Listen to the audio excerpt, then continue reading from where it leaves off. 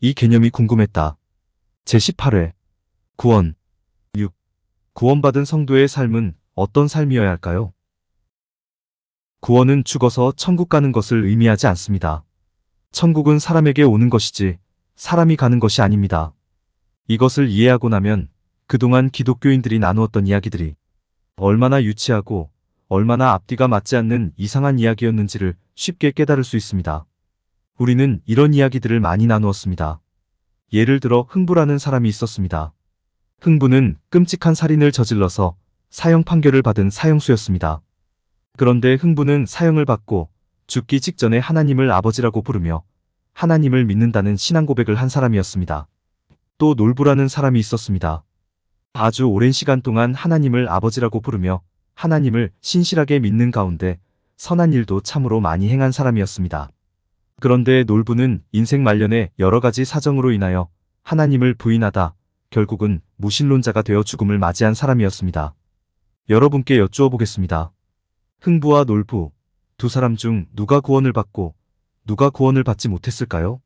흥부와 놀부, 두 사람 중 누가 천국에 가고 누가 지옥에 갔을까요? 이때 우리는 뭐라고 대답했습니까? 흥부는 구원을 받아 천국에 갔지만 놀부는 구원을 받지 못하고 지옥에 갔다고 대답을 했습니다.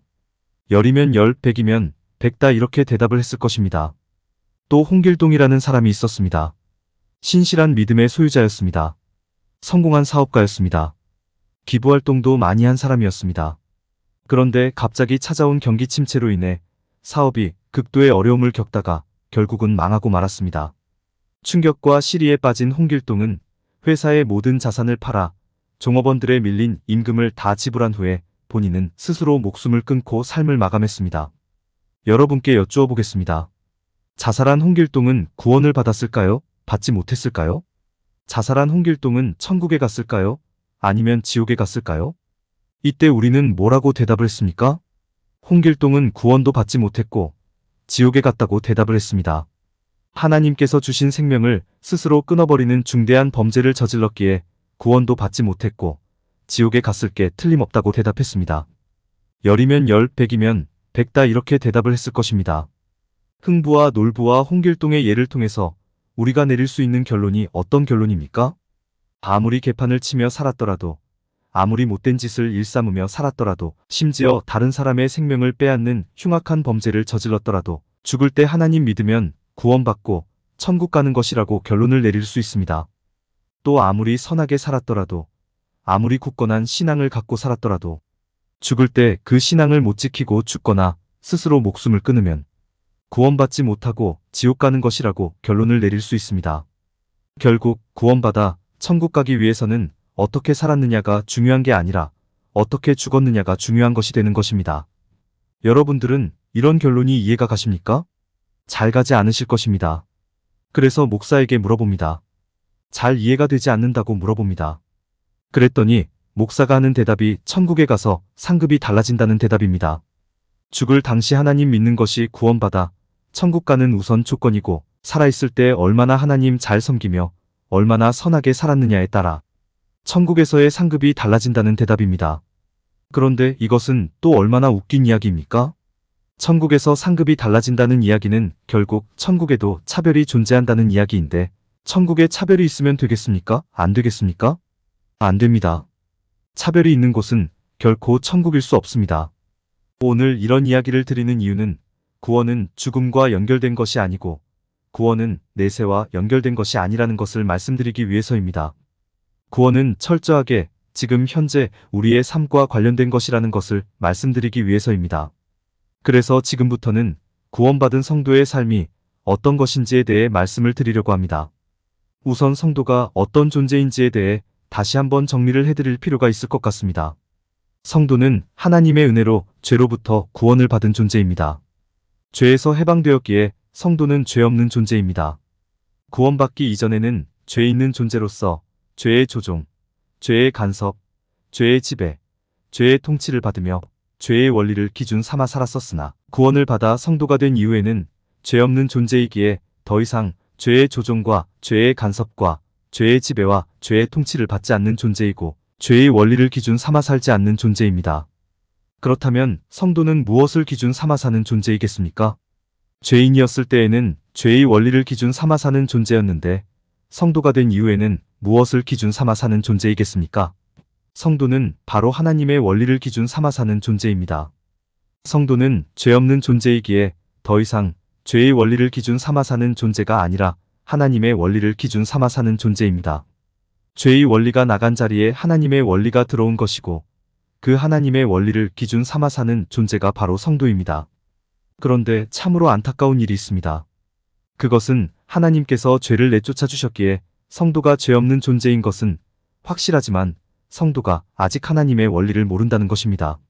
성도 스스로 죄의 원리를 버리고 하나님의 원리를 택했다면 성도는 하나님의 원리를 분명히 알 수 있습니다. 성도가 자발적으로 하나님의 원리를 택했다면 죄의 원리는 사람의 행복에 절대로 소용이 되지 않고 오직 하나님의 원리만이 사람의 행복에 소용이 된다는 사실을 성도 스스로 깨달을 수 있습니다.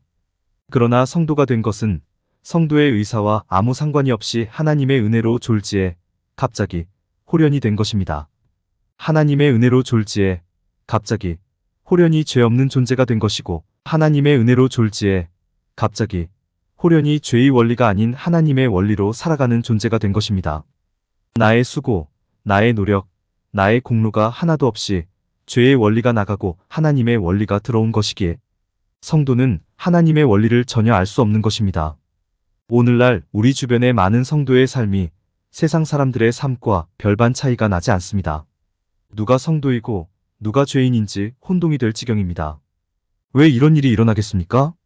성도가 되어 죄 없는 존재가 되기는 되었으나 하나님의 원리를 모르기에 하나님의 원리로 사는 것이 아니라 성도 안에 남아있는 죄의 찌꺼기, 즉 죄의 습관, 죄의 습성으로 살아가기 때문입니다. 여기에서 성도의 삶과 관련된 아주 중요한 결론을 맺을 수 있습니다. 그것은 성도의 삶은 내 안에 죄의 찌꺼기로 남아있는 죄의 습관, 죄의 습성을 내 밖으로 밀어내는 삶이라는 것입니다. 죄 없는 존재로 삼아주신 것은 하나님이시지만 죄의 습관, 죄의 습성을 밀어내는 것은 성도의 몫이라는 것입니다. 그 죄의 습관, 죄의 습성을 밀어내야 온전한 하나님의 원리로 세상을 살아갈 수 있는 것입니다. 바로 그때 천국의 삶이 내게 임하는 것입니다. 그런데 어떻게 해야 내 안에 남아있는 죄의 습관, 죄의 습성을 내 밖으로 밀어낼 수 있을까요? 예를 들어 설명해 보겠습니다. 컵에 지저분한 물이 있습니다. 이 지저분한 물을 깨끗한 물로 바꾸어 주려면 어떻게 해야 하겠습니까? 깨끗한 물을 계속 부어주면 됩니다. 깨끗한 물을 계속 부어주면 언젠가 컵 안의 지저분한 물은 모두 사라지고 깨끗한 물만 남는 변화가 일어납니다. 이와 똑같습니다. 내 안에 남아있는 죄의 습관, 죄의 습성을 밀어내려면 하나님에 관한 지식을 내 안에 채워 넣어야 합니다. 내 안에 하나님에 관한 지식이 쌓이면 쌓일수록 내 안에 남아있는 죄의 찌꺼기, 즉 죄의 습관과 죄의 습성은 밀려나게 되는 것입니다. 그렇다면 하나님에 관한 지식을 어떻게 내 안에 쌓을 수 있을까요? 그것은 간단합니다. 성경을 많이 읽고 성경을 바르게 배우는 것입니다. 그 방법이 유일한 방법입니다. 예배로 되는 것이 아니고 찬양으로 되는 것이 아니고 기도로 되는 것이 아닙니다.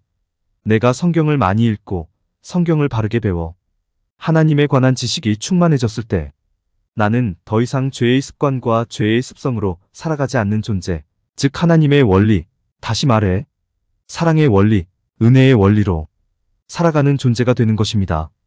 바로 그때 천국이 내게로 오는 것입니다. 끝으로 한 말씀만 더 드리고 영상을 맺겠습니다. 영상 초반부에 흥부와 놀부와 홍길동의 예를 들었는데 그 사람들은 과연 구원을 받은 사람들인지에 대해 말씀을 드리도록 하겠습니다. 세 사람은 모두 구원을 받은 성도들입니다.